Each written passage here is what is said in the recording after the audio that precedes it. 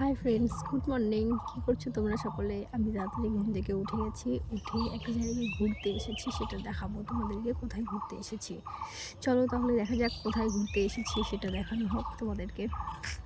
দেখো তাহলে আমরা কোথায় ঘুরতে এসেছি। আমি কি জঙ্গল চারদিকে দেখতে পেয়েছো? কি জঙ্গল দেখো,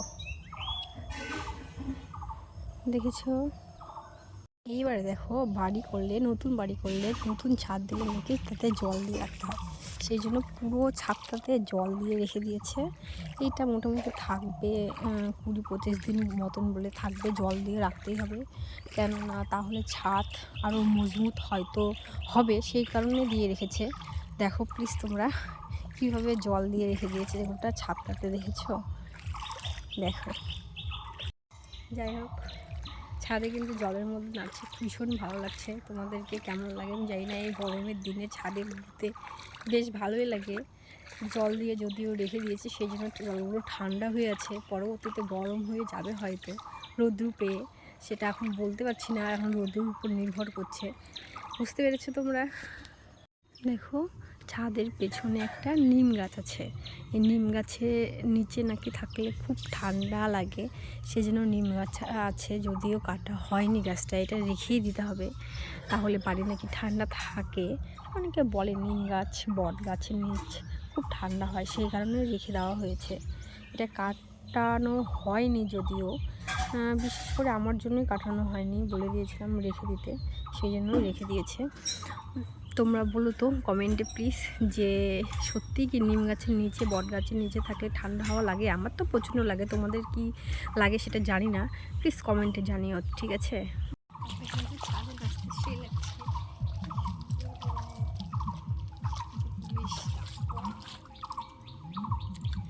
কিন্তু দারুণ লাগছে ছাদে ঘুরতে। এই প্রথমবার আমি ছাদে ঘুরছি, যেহেতু আমাদের ছাদ ছিল না, হয়েছে। আমি তো খুব এক্সাইটেড, বুঝতে পেরেছো তোমরা? বাড়িটা এখন যদিও কমপ্লিট হয়নি, সেই জন্য বাঁশ দিয়ে রেখেছে চারিদিকে। আমি ঢুকতে পারছি না, খুব কষ্ট করে ঢুকছি। তোমাদেরকে জাস্ট দেখানোর জন্য দেখো কিভাবে করে রেখে দিয়েছে। বাড়িটা যখন সাজানো হবে, কমপ্লিট হবে, তখন তোমাদেরকে এই বাড়িটার একটা ভিডিও দেবো, ঠিক আছে? বলবে যে কেমন করে আমি সাজিয়েছি, কোথায় কি রাখলে সব ঠিকঠাক থাকবে। যদিও বেশি রুম হয়নি, তবুও দেখাচ্ছি তোমাদেরকে, ঠিক আছে? চারিদিকে পাথর টাথরগুলো পড়ে আছে, এগুলো এক জায়গায় জড়ো করে রেখে দিতে হবে, পরবর্তীতে কাজে আসতে পারে। তো এগুলো একদিন সময় করে এসে আমাকে সব কিছু কুড়িয়ে রেখে দিতে হবে, বুঝতে পেরেছো? দেখো সাইডে একটা ফুল গাছও আছে। আমি সেই গাছটা থেকেই ফুল তুলেছি, তোমাদেরকে দেখাবো আমি কতটুকু ফুল পেয়েছি আজকে। এই যে কি সুন্দর ফুল পেয়েছি।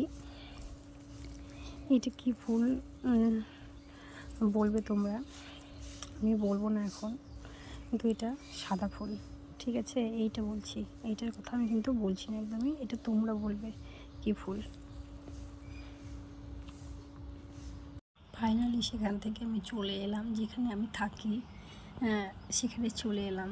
সেটা তোমাদেরকে রাস্তাটা আমি দেখাতে পারলাম না, যদিও কোনো কারণে, কোনো একটু কারণের জন্য সেই জায়গার থেকে আসা আমি তোমাদেরকে দেখাতে পারলাম না, কিন্তু বাড়িতে চলে এসেছি সেটা তোমাদেরকে দেখাচ্ছি। এই যে দেখো, আমার বাড়ি ভেঙে পড়ে যাচ্ছে, বুঝতে পেরেছ? তো ঠিক করতে হবে যদিও, কিন্তু তার থেকে একটা বাড়ি করা হলো।